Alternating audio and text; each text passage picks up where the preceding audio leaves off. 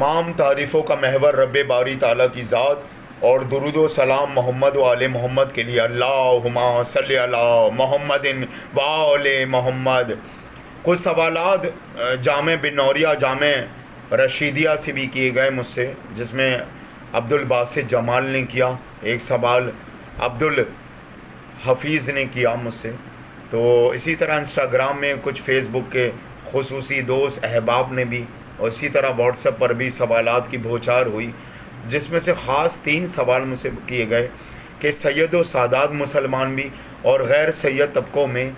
عموماً طور پر، چاہے وہ اثنا عشر ہو، 14 معصومین پنجے تن پاک شہدائے کربلا، محمد و آل محمد اور صحابہ اہل بیت والا حلقہ، چاہے وارثی سنی، صوفی سنی، آغا خانی بوریس ہو یا تفضیلی بھریلوی، تفضیلی دیوبندی اور دیگر حلقہ احباب اور شعبہ جات، یہ داڑھی کے اوپر مونچھیں کیوں نہیں منڈواتے؟ جب داڑھی رکھتے تو مونچھیں کیوں نہیں منڈواتے؟ اور اگر داڑھی رکھتے ہیں تو تنکے کی صورت میں صرف اتنی سی کیوں نہیں رکھتے؟ تنکے کی صورت میں صرف اتنی سی کیوں نہیں رکھتے؟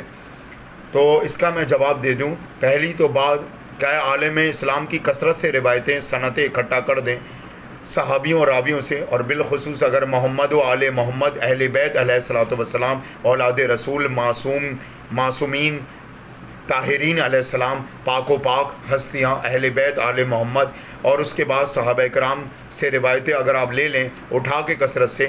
تو اہل بیت علیہ الصلوۃ والسلام، سیدانیوں، شہزادیوں، اولاد رسول، آل پاک، آل معصوم اور صحابہ کرام سے بھی روایتیں موجود ہیں کثرت سے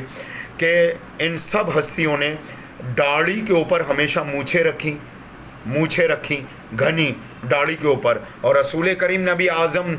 صلی اللہ علیہ تعالیٰ علیہ وسلم علیہ الصلوۃ والسلام نے بھی ہمیشہ داڑھی کے اوپر گھنی مونچھیں بھی رکھیں، اور داڑھی کبھی بھی اتنی سی نہیں رکھی کہ ایک بالش تنکوں کی طرح لٹکا دی، بلکہ رکھی تو اگر ایک بالش بھی رکھی تو پوری حیثیت سے رکھی صورت میں چہرے پر۔ تو پہلی تو بات آپ کو واضح ہو گئی محمد و آل محمد اہل بیت سے اور صحابہ سے کہ داڑھی کے اوپر مونچھیں بھی رکھی گئیں، مونچھیں بھی گھنی رکھی، یہاں تک کہ بہت سے لوگ جب دیگر صحابہ کو چھوڑ کے حضرت عمر ابن خطاب کی مثال دیتے ہیں تو حضرت عمر نے بھی داڑھی کے اوپر گھنی مونچھیں رکھیں، اور حضرت عمر کی بھی داڑھی جو تھی وہ اتنی سی نہیں تھی، یہاں لٹکتی بھی۔ اب یہ مغیرہ ابن شعبہ اور عبداللہ ابن عمر سے جو روایتیں لیں کچھ لوگوں نے نقل کی تو اسی کے حوالے دیتے رہتے ہیں۔ بہرحال وہ روایتیں عالم اسلام میں کثرت سے لوگوں نے مستند اور معتبر نہیں مانی، اور بالخصوص محمد و آل محمد اور صحابہ اہل بیت ائمہ معصومین کے صحابہ میں بھی کوئی روایت ایسی نہیں ہے کہ داڑھی کے اوپر سے مونچھیں منڈوا لو تو یہ سب سے بڑا سنتی کہلائے گا، اور اگر داڑھی رکھو تو پورے طریقے سے نہ رکھو، بلکہ یہ تنکے دار یا یوں کر کے دبئی کے شیخوں کی طرح اور سعودی عرب کے شیخوں کی طرح اتنے سے ہلکی سی تلی کے طور پہ، مسے کے طور پہ اتنا سا ایک ڈاٹ دے دو، بلیک اسپاٹ، تو اس طرح کی کوئی داڑھی کی زیادہ گنجائش نہیں ہے۔ اور عالم اسلام میں کثرت سے جو روایتیں ہوئیں وہ اسی متعلق ہوئیں۔ آگے چلتے ہیں۔ ایک اور سوال کیا گیا مجھ سے حضرت عائشہ رضی اللہ تعالیٰ عنہ کے متعلق کہ حضرت عائشہ نے امیر شام معاویہ اور مروان ابن حکم سے کیا گھر کی آمدنی خرچے کے لیے، اپنی کفالت کے لیے، بیت المال سے رقم کے لیے خصوصی طور پہ مراد مانگی، کفالت مانگی؟ تو یہ بالکل ہی جھوٹ اور منافقت ہے۔ جب حضرت رسول کریم محمد مصطفیٰ صلی اللہ علیہ تعالیٰ علیہ وسلم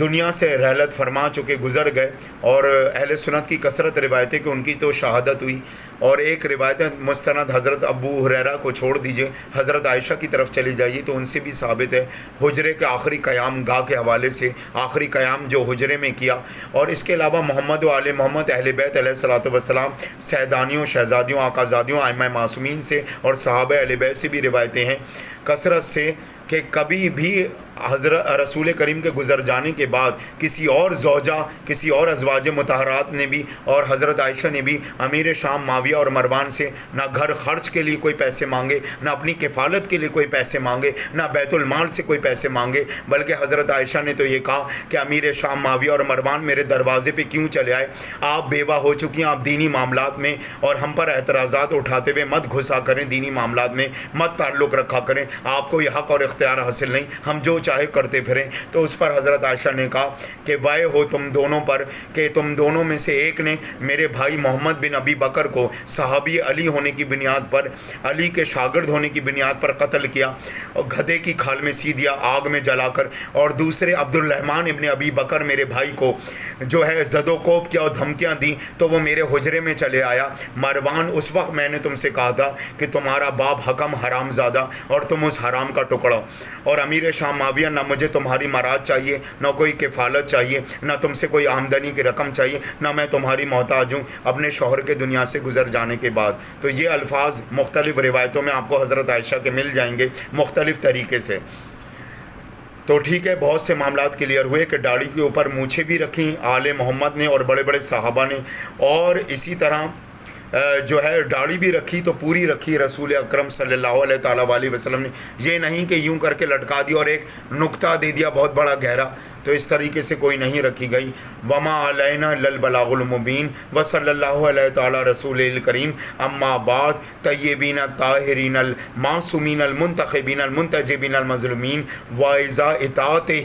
رسول اللہ آلہ الطاہرین اطرت معصومین اہل بیت ہی خاشعین صحابہ صدیقین، فقال اللہ تبارک و تعالیٰ فی محکم الکتاب المبین یا ربنا العالمین آمین برحمتک الرحمن الرحیم ان اللہ و ملائکتہ یصلون علی النبی یا ایھا الذین آمنوا صلوا علیہ وسلموا تسلیما۔